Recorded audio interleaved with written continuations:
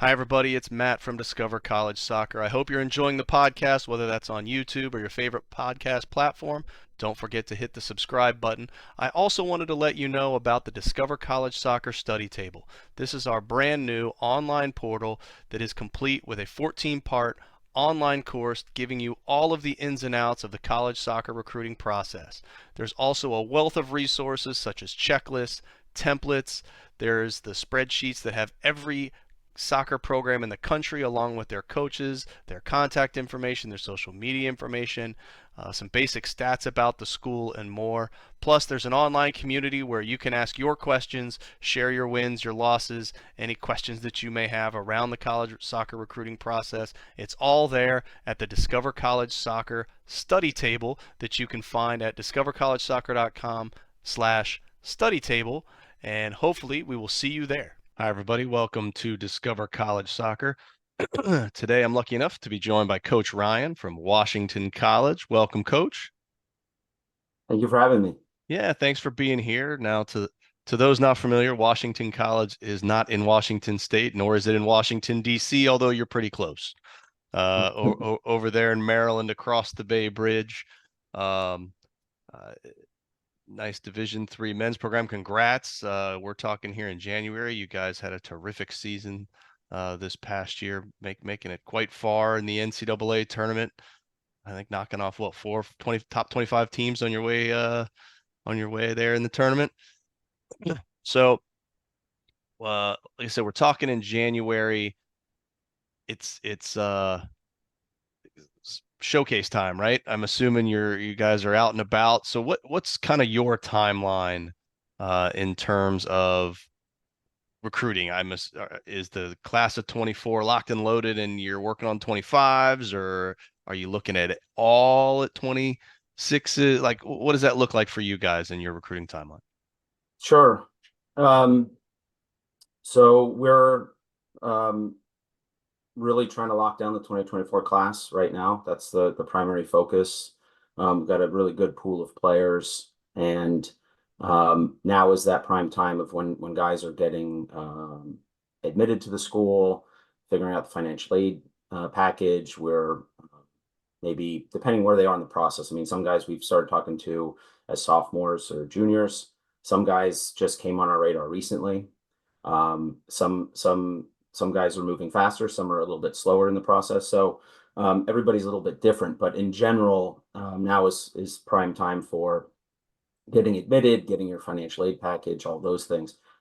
This year with FAFSA being completely revamped, that's delaying seemingly everything. So I think this spring it's going to be late before we're finalized. And even though it's kind of late in the process now, there's still guys who are coming on our radar that we're having to look at. So um, that's where we are. And every weekend is 3 or 4 different showcases. So the calendar is packed. Well, speaking of those showcases, I mean, looking at your roster, you guys got a lot from the Maryland, Delaware, Mid-Atlantic region. So what are showcases that you guys kind of have got to get to every year? What are some of the ones that you enjoy the most, making sure you attend? Yeah, so we're in a good location in the Mid-Atlantic because there's a lot of good clubs in the area and a lot of showcases in the DC area and the Philadelphia area, New Jersey. So those are all short drives for us.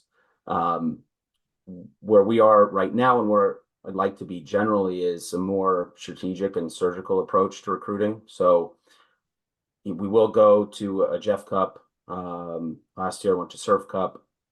So some of those bigger events are like an EDP, showcase at Tuckahoe or something like that, where there's 20 to 30 fields. We will go to those.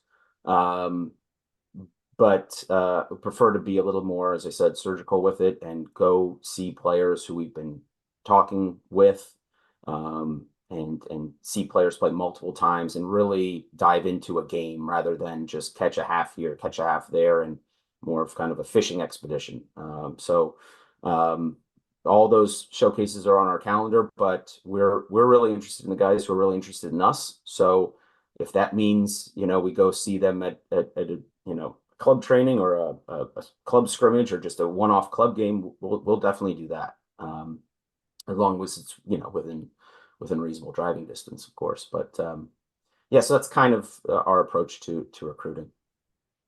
What about camps? It seems that ID camps and clinics, are really taken off in terms of being an integral part of a program's recruiting efforts. So do you guys host your own? Do you and the rest of your staff work other ones? What does that look like for you guys? Yeah, we do 1 day ID clinics in the fall and the spring, and then we have a big summer residential camp that we host. We've hosted it for the past, I think, 5 years, and we'll invite a lot of other colleges to it as well. So I think we have somewhere between 20 and 30 other schools and colleges in attendance, and that's a big event for us because we get to not only do the recruits get to come to campus, experience the campus, the facilities, the food, all of that. A lot of our guys work that as staff, and help the recruits get from the field to the dorms and what have you, and just be a contact and resource for them. And so they get a chance to interact with our guys. Our guys get a chance to interact with them. We get to train them and coach them on the field. So it's really an important event for us to bring in, top guys that we're interested in, and also get a chance to see other guys who might not be on our radar yet. So that's sort of the main kind of culminating event for us. And with the timeline, that's, often that's when, if we've been going through the typical process with a recruit, we've already been to see them play, we've already talked to them. Now they're coming to campus. It's ticking a lot of our boxes and progressing a guy along that recruiting line to where we're ready to start planning on offers. So that's a big event for us in the summer. Yeah, it sounds like a really a great event. Well, whether it's at that event, at a showcase, and anything else like that, what factors really tie into whether or not you make that offer, whether it's on the field ability, off the field ability, what kind of things are you really looking for in a player? I think um, a really important thing for us is you know do we like the guy? Do we think he's a good character, a hard worker? Is this someone who's going to fit in with the team? That's sort of a non-negotiable piece. We think that if there's aspects, and there are to every player, aspects that we can help a player with in terms of the soccer side of things, or aspects that our strength and conditioning coaches can help in terms of physical development, then we can help a player get to the level they need to be successful for us. The character piece is a little bit more difficult, and so that's what we're looking for.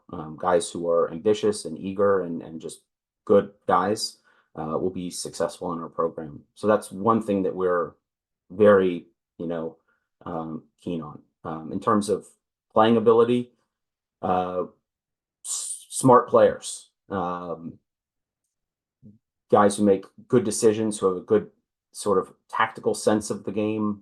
And then it's really after that, it's, can they play at our level, just in terms of general ability. And then after that, we're looking at key qualities. Okay, what does this guy do better than other guys who may be competing in that position, or other guys in the class? What is that one special thing that they do? And it could be anything from, uh, striking a dead ball, a free kick specialist, to it could be leadership. It could be someone who's just a captain on the field. It could be anything. And then we start to formulate, okay, how can we take this guy with these key qualities and start to plug him into the team? So those are some of the things that we look for when we're recruiting. We're not too focused in general, I think, on, okay, we need a particular profile for a particular position, because we have guys who play similar positions, but they play it in different ways because they have different key qualities. And then we'll adapt and adjust our tactics and our strategy accordingly. It's more about, is this a high quality player? Are they a very intelligent player in terms of their decision making and game awareness? And then what are those special key qualities that they have? Okay. Well, you mentioned players are starting to get admitted and financial aid packages and all that. And, I know parents get a little worried about D3 schools because a lot of them are private and, they don't have those scholarships for sports and they don't know what it looks like, right? But I'm guessing you might have a different perspective on that. So help me out, and I'm not holding you to hard numbers here, but just give me an idea of what a typical student athlete might be walking into from a overall cost standpoint coming to Washington College. Sure. So our school is very ambitious in terms of trying to recruit top students. So if you have good grades and and you know, so let's say at a 4.0, like a 3.7, something like that, and higher. And obviously there's other factors that admissions looks at, but let's just say you're a good student, you're going to get a significant merit scholarship. So that's something that we offer. We also offer robust financial aid packages. So if you have that mix of need and really high academics, then our school becomes very affordable. Um, and our school recently just got a major grant to further its sort of the coffers in order to attract more students, high caliber students. So we're investing in the students we bring in for sure, and want to attract really high academic students. And the merit awards are there to pay for that good work in high school. And what we find is in terms of soccer recruiting, we want to recruit guys who are high academic because the guys we have now are very ambitious academically. When we bring in smart guys, they tend to be smart players as well, which allows us to really push the envelope in terms of our demands tactically of the guys and understanding all the different ways that we can play and all the different ways we can press a team or build out against a team. Um, and then we also know that if we're recruiting those smart guys with good grades, there's a better chance they get in, a better chance they get a big, merit award, which means there's a greater chance that they'll end up committing to Washington College. So that all goes hand in hand. Obviously, there's a lot of question marks right now with FAFSA. I hope it all, you know, works out for everybody and people who have need get what they need. But I know that's a big question mark right now. But um, when we talk to folks about, well, what is it going to be? You have to apply. And we accept the Common App. There's no charge to applying. So you've got to apply and kind of go through that process to really see, because we can give you kind of Yeah, ballpark idea, but the specifics really come down to the individual students and their family situation. for sure. Well, no, I appreciate that. Well, let's talk a little bit more about the school. Like I said, I'm sure there's folks not familiar with Washington College. So you've been there a couple seasons now. What is it that you love about the school? What are some of the awesome things about the school? Maybe some things we wouldn't even know by going through the website. Sure. So the school is it's small, it's quaint. The town is it's an old historic town, Chestertown. It's a beautiful area on the Chester River. And it just has a certain feeling to it. It's a tight, close-knit community. And I think the guys who we have really embrace that. So uh, everybody knows everybody. You know your professors. We know your professors. And the guys really bond in that type of environment. They get very close. Um, they're close with the alumni as well. So the whole community is very tight and close knit, and really supports each other. So an example of that is when we went to back in 2021, when we went to Boston in the tournament and we played against Tufts, or this past season when we traveled to Ohio or traveled to Roanoke, Virginia. Uh, we had a lot of traveling support. Current students, former players, parents, someone who went to Washington College 30, 40 years ago who happens to be in the area. I mean, it was like the whole Shoreman community came out. And it's not because we have, thousands and thousands of students every year, it's because there's a certain just feeling that you're one of a select few, and you got to support the shoremen when they're in town or whatever their endeavors are. So it's a really wonderful place, and I really like it. Part of that is the campus. It's a small school, like I said, but it doesn't feel small. The campus is nicely laid out. It's beautiful. The field, our stadium is right in the middle of campus. So when we have a 7 p.m., Saturday game under the lights on the Kib, if you're around town, you see the lights, you hear the stadium, it really becomes the center of campus and kind of the center of town. A lot of foot traffic because we're in the middle of campus. So it just has this feeling to it.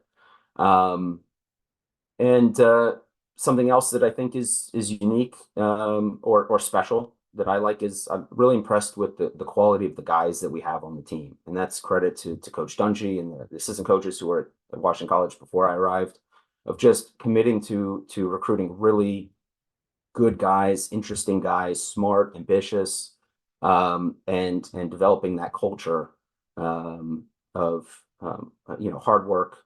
And part of that is something that I'm pretty sure is unique to our program. When we make offers to guys, and we bring in um, classes of guys, we don't cut players. So we don't bring in 14 and think, okay, well, after preseason we'll bring this down to 8. Or okay, we brought this guy in, he's not panning out on the field like we thought he would, so we're going to cut him and bring in someone else who we think is better. Instead, and it's a bit of a cliche, we describe ourselves as a family, but we treat it like a family. We wouldn't cut a family member. So we hold ourselves, as coaches, responsible for bringing in guys who are going to make an impact on the field and be really good guys for the team. It's on us to do that, and it's on us to develop guys once they arrive. So we don't cut anybody for any soccer reasons. Now, if someone does something that would get you kicked out of any team or organization, if it's disciplinary or academically, or there's a pattern of behavior where you're just not contributing to the team, that's different. But we try to take the approach of, it's not about work hard and train hard based out of fear. It's more based out of love. You want to run hard, you want to work hard, you want to train in the off season because you love the guys you're with, and you have that security that okay, I'm not going to get cut, but if I'm okay with not getting cut because maybe I'm a starter or whatever, I also don't want my roommate and my best friend getting cut from the team. So there's a sense of security there, and I think that's something that's unique to our program. Okay. Well, let's roll it back to, say, the beginning of October. You're in the heart of the conference season. What's a typical week look like for a player in terms of practice times, class times, game cadence? Just what would they be in for in a normal week? Sure. So we're always practicing either 4 or 6 p.m. And most guys are getting their classes done before that. We don't have too many conflicts with class schedules. Occasionally a lab, there might be a conflict where guys, arriving right at 4 p.m. or right at 6 p.m. Or they have to leave, 10 minutes early from practice to get to an evening lab or something like that. But it's usually 4 or 6 p.m. We've got a turf field, and that's our stadium field, and we have a grass field as well. So depending on the games we have coming up, right? If we're playing away and we're playing on grass, we might be training on the grass field. Or if it's a recovery day and we want to, just go really easier on the guy's legs, we might choose the grass field. So either turf or grass, depending on the situation. If if we know we have a night game, we might try to push the practice to 6 or 6:30 to get closer to that 7 p.m. kickoff, just so the guys are acclimated to that. If it's a 4 p.m. game, then 4 p.m. But yeah, it's a full day of class. What is different from high school is, instead of going from 8 to 3, guys might have a class and then off for 3 hours and then another class, or 2 classes back to back and then 4 hours off before practice. Everybody's schedule is a little bit different, and you've got a lot of time on your own, which means you've got to be very responsible with that time. And we have lunch with the guys every day. So Coach Dungy and I, and then the women's team is also usually there. We usually, congregate in the same area and we all have lunch together. Of course, everybody is welcome. So other friends that are non, soccer players or even non-athletes will join us for lunch. But we always have lunch with the guys, and it's a really good time to connect with them and just talk about, what's going on in their lives, what they're studying, what they're working on, or what the latest Champions League or EPL result was, or who's the GOAT, Messi or Ronaldo, or whatever it happens to be. Um, yeah, and then we train. Typically, we play Wednesdays and Saturdays. Sometimes we'll do a Saturday, Sunday, or a Tuesday, Thursday game, but typically it's Wednesday, Saturday, and yeah, we're just preparing for the next game and managing the team. So we're either preparing, recovering. Once we get in the full schedule, that's it. You prepare and recover, prepare and recover. That's it. So. Absolutely. Well, let's talk a little bit more about on the field stuff. So you mentioned you know how you don't like to cut anybody, and so is there a roster size that you guys find is ideal that you're trying to hit each year? Um, Well, I think the ideal size you might say is, 28. And you have four classes, seven guys in each class would be the ideal, but it never kind of works out exactly that way. COVID obviously threw everything kind of up in the air. And this last year we had six fifth-year seniors, which was tremendous for us because these are great guys, great leaders of the program, guys who went through that whole COVID period and kept the team going, stayed connected, kept working hard, um, and then were significant guys in the 2021 season where we went to the Sweet 16 and won the conference. Um, so it was really special to have them this year on the field and off the field to continue to pass that kind of institutional cultural knowledge down to the new guys coming in. So we ended up having 33 guys this year, which I think in a situation like ours where we've got really good leadership, it's manageable. I think as next year's the last year of COVID, and that number might start to go down, but at the same time, with our success, we're getting a lot more interest from guys, and so I think there's another influence in that direction too, where we're getting a lot of really good guys who are interested in the program. So that might open up a few more spots as well. But right around 30 is probably ideal. Okay. Well, one of the things that I noticed when looking at the team website is the rest of the roster, aka the staff. You guys seem to be blessed with a good number of coaching staff. So what does that look like? What is everybody's roles? Are there other athletic department staff that help out with the team? Kind of what does that look like? Sure. Yeah, we've got a great group. So Roy Dungy is the head coach, and when Roy started almost a decade ago, Jeff Reinl, one of our volunteer assistant coaches, was there with him. So he's been part of the program since the beginning with Coach Dungy. He focuses more on goalkeeper specialty. James Bedrock is an alumni of the program. He also does goalkeeper, specializes in goalkeeper work. So during the week, um, one, sometimes both, but one of those guys will be there to give particular focus and attention on our goalkeepers. We have Dr. Bowen, who is a former head coach of the program. Fascinating guy. He's a veterinarian. He focuses on breeding racehorses, and he's got a farm on the Eastern Shore, and he's got so much history with the college and family in the area, and he's a great influence and great guy to have around the team as well. We've got a couple of recent alumni who want to get into coaching, and so they stay connected with us, and we'll come to trainings and do a little bit of scouting in the areas. They're working with clubs and telling us who they think is a good player and all that. So they stay connected to the program as well.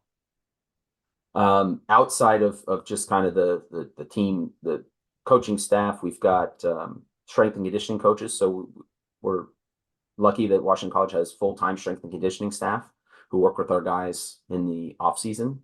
And we've had a couple of different ones over the years. They've been fantastic, really good communication with them. Nikki Crouch is our athletic trainer. She was new this year. It was great to have her on board. She had previously worked in MLS, so that was great. She, really wanted to work with the men's soccer program, so it was great to have her join us and help us, especially as we hadn't playing into December, a long season. So her help was critical when guys started to get beat up. So yeah, that's the staff. I hope I'm not leaving anybody out. And we've got a really supportive, just overall, our athletic directors really supportive of our program and what we do. Oh, also mention, and this might be who you said you met down in Sanford, Tom Riley, who's the women's coach.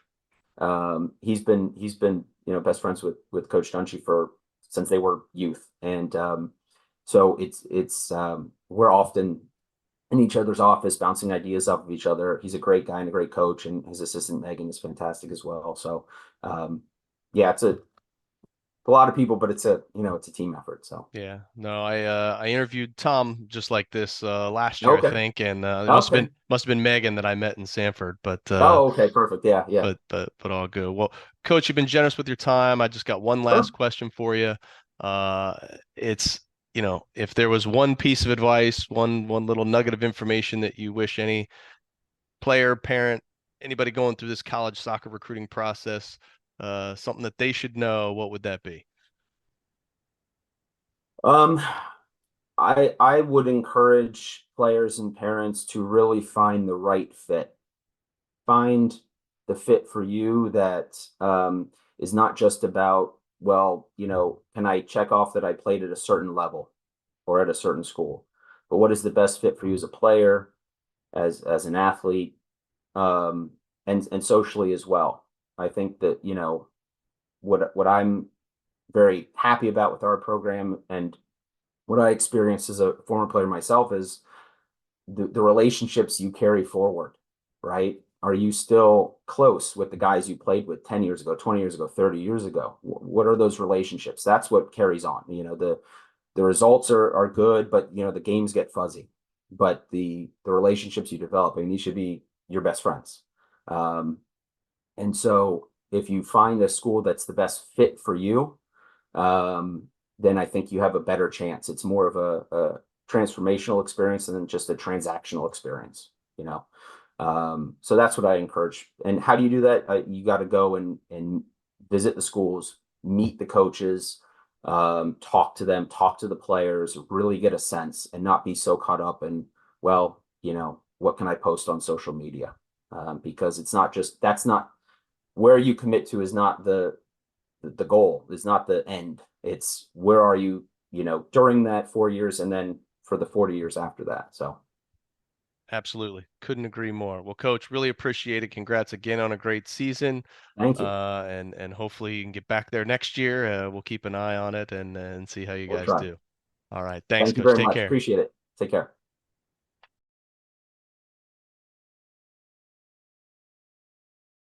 The Discover College Soccer podcast is sponsored by VIO. VIO is the #1 AI camera solution helping players capture college recruitment videos. Check out their new starter and family options by clicking on the link in the description or visit Discover College Soccer to learn more.